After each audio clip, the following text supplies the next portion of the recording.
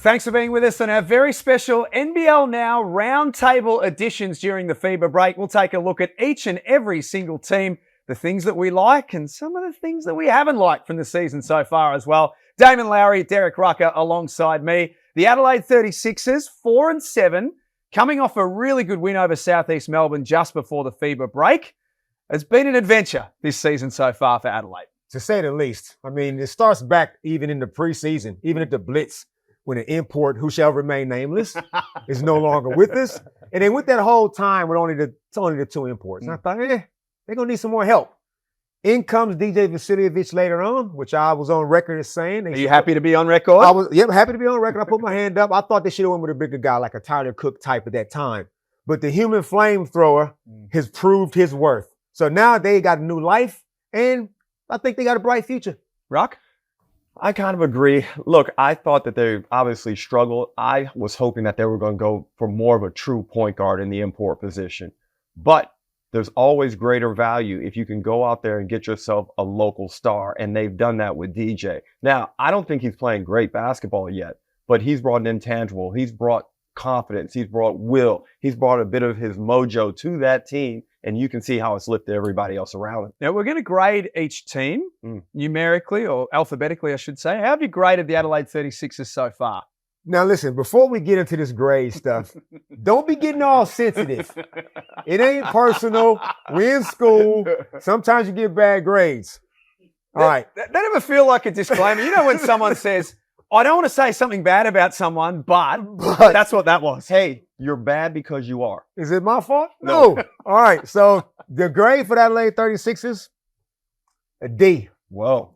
Oh. That's harsh. Ouch. That's harsh, but hey, this is a tough school, the school of life, the school of NBL 24. And the reason why I give them a D is I don't know what you guys' identity is. I don't know what what's the purpose?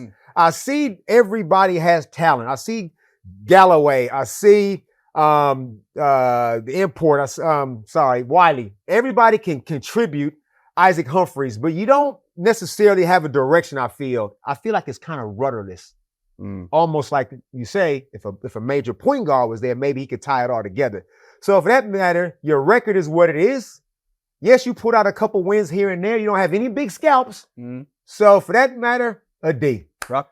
You don't have Southeast Melbourne as a big scalp. It's a semi-scalp.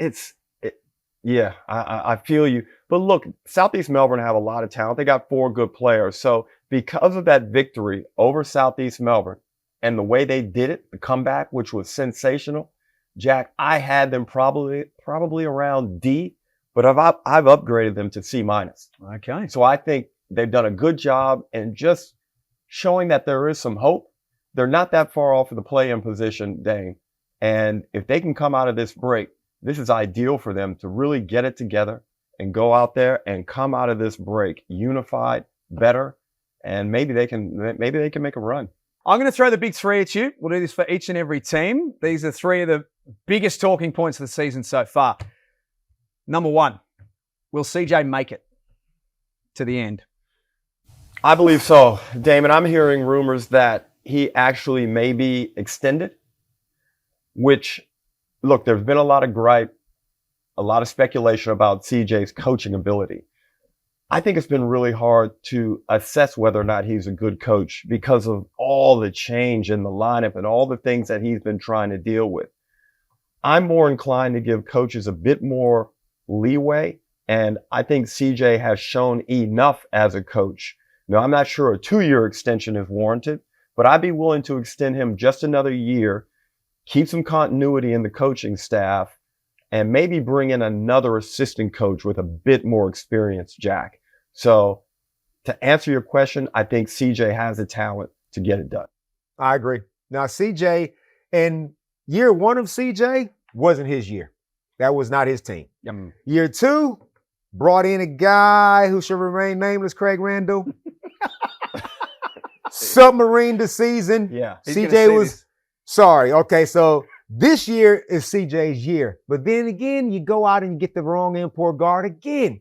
So I think from a recruitment point of view, CJ needs some help. I don't know who that person is. I know he has some say, but whoever that person is getting it wrong multiple years in a row. And that's when you look at a team like the Sydney Kings, when you look even at the Perth Wildcats under a relatively new coach also, it seems like their basketball intelligence department is sound. Melbourne United, you never hear all this speculation about, are they picking the right player? That stuff is always solid. And I think for Adelaide to get back to where they want to be, that's what they got to fix up. Number 2, what are they doing with Nick Marshall? 8 minutes a game coming into this season. Nick Marshall was touted as one of the best young players in the competition. He's not seeing any court time. Why? Well, the way I see it, Nick Marshall is a talent, no doubt about it. Athletic, young dude, can knock the shot down, can defend, but they so deep in the backcourt there. Kadi, McCarron, DJ, Sunday Detch. I mean, Trey Kells, as far as I'm concerned, is a guard. So now what can we do with Nick? So sorry, Nick. Because of all that log jam, we're not going to see a whole lot of Nick Marshall. And the reality is they spent a lot of money on all those guards. There's a log jam financially in those positions. And now Sunday's not even getting any court time. And we know that they invested extensively into him. And I think in the last game against Southeast Melbourne, he only played 5 minutes. So when you're talking about Nick Marshall as a priority, he doesn't even feature right now. But yet, you got to figure out a way to play him. You got to play him because McCarron's coming off a contract. And as I said, obviously Sunday's not fitting into the rotation. So there are 2 potential spots for change.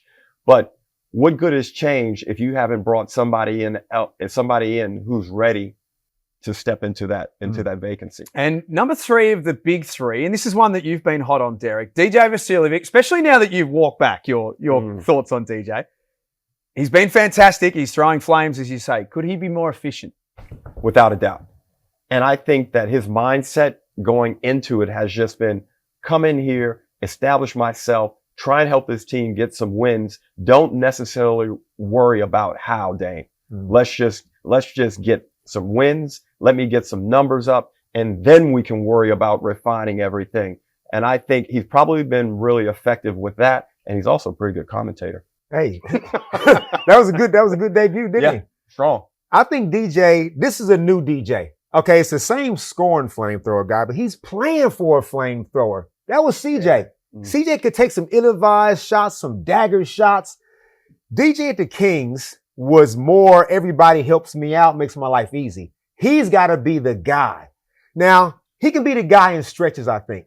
So is it take some time to figure that part out? Yes, he's going to be a little bit inefficient from time to time. That's why, like you say, we need a rock solid point guard in there and some more direction for that team. And I think that would help DJ's efficiency. The other thing, though, going back to Nick Marshall, how he could play with DJ.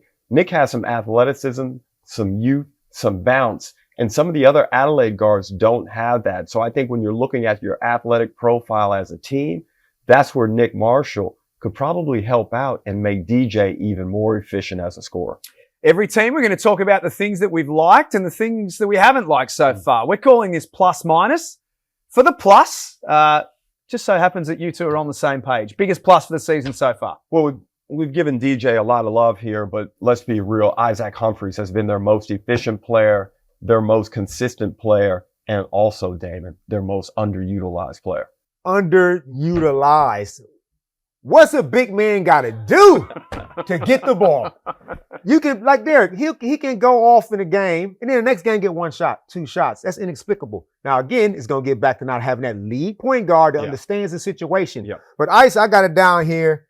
13, like in his season, for his career, he's 13-6 in 22 minutes.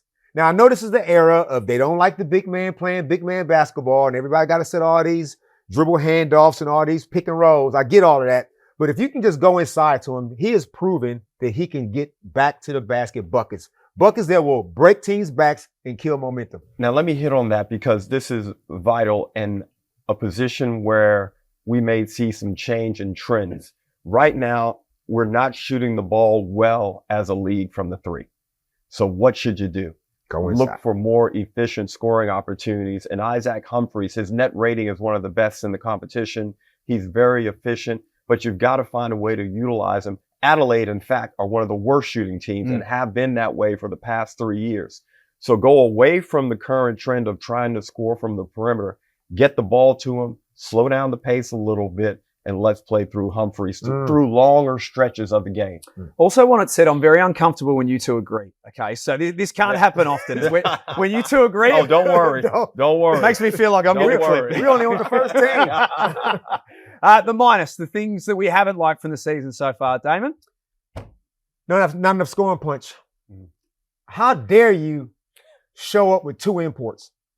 Like, I didn't play in the league as an import. I was the local guy. I wasn't like you. But you just can't expect to get too many dubs and get the scoreboard ticking over if you only got the 2 kind of imports. Now, Jacob Wiley, he's not that scoring kind of a guy, although he has shown he can knock threes down, he can get on the offensive glass, provide a lot of energy. But a guy that I just know is going to get me 20 plus a night, I need that for my imports. The highest paid on the team most times. And I'm thinking that Adelaide just flow too much with just 2 guys. So for me, the negative is you can't score enough. Well, everything's not about money, Dame, but my thing That is coming about, from you, that's rich. Good line.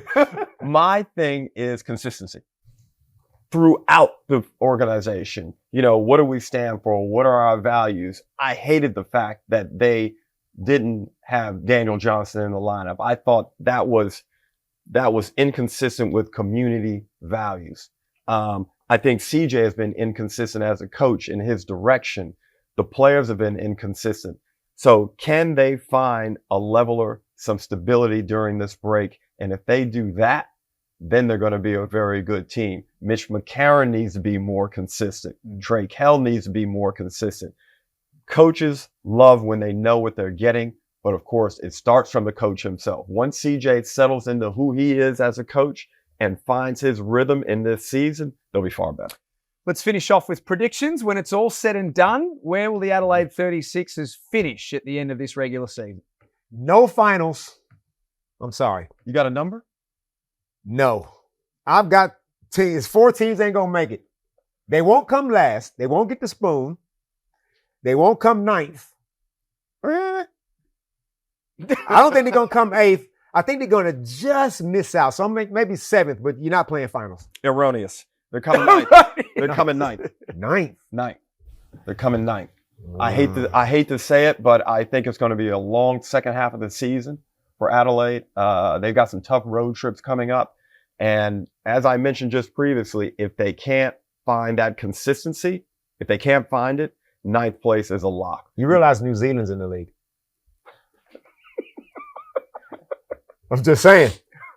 You staying with 9th? I'm staying with 9th. All right. 9th it is, and Damon's just got them somewhere outside of the playoffs, but you don't necessarily want to put a number on it. If you're outside the 6, you're out. I'm giving him 8.